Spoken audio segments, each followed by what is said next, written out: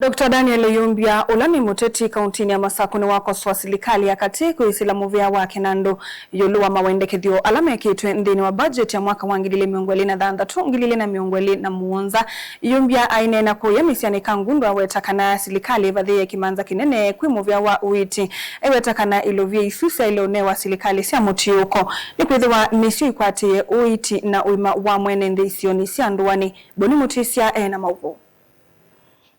Ivinda ni maoni kivavuka nyuma endeno mwela kukonya budget ya mwaka wa 2023 na 2024. Daniel Yumbia watakana kimanza kilake vadhi wa maundu mawiti vya welwilo vidhivi kia serikali siya metiyuko.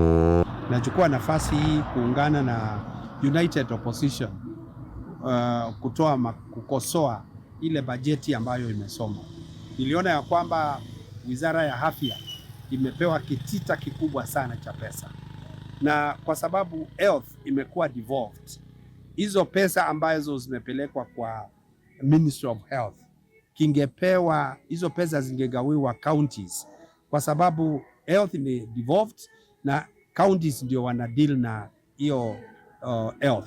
Ande anokusomvwa ngoyo watakana mavitio serikali ya katiku vadhilo vya mbingi muvyani wa uiti oila masipitali maingi isioni siya ndoani meungu wa serikali siya metiyuko na meadhitu mema vinyeku. Hivyo basi seneti haingekubali pesa hizo zipitishwe zipelekwe kwa national government, ili hali national government kazi yake ni referral hospitals ambazo si zaidi ya 5 na counties ziko na mahospitali karibu 14,000. Kwa hivyo basi hizo pesa wamepewa na zingine yao ni policy kulingana na constitution.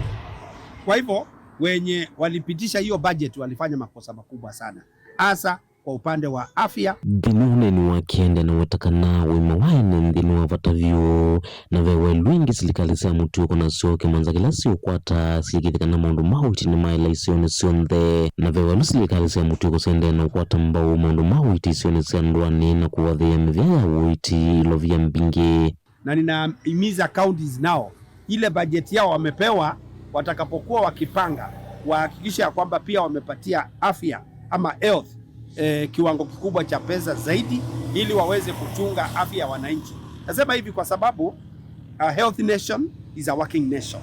Kama wenye nchi ama mwananchi ni mgonjwa, hawezi piga kura, hawezi kufanya kazi, nchi hawezi kupata mapato. Kwa hivyo ni vizuri kuanzia county government na national government kuhakikisha kwamba wagonjwa wetu ama watu wetu wako na afya nzuri, wamepewa matibabu yale yanastahili, ili tuweze kuwa na healthy nation na tuwe na productive nation. Kaunti ni Masako kumamesane kanguno nyene tawaboni mutesea.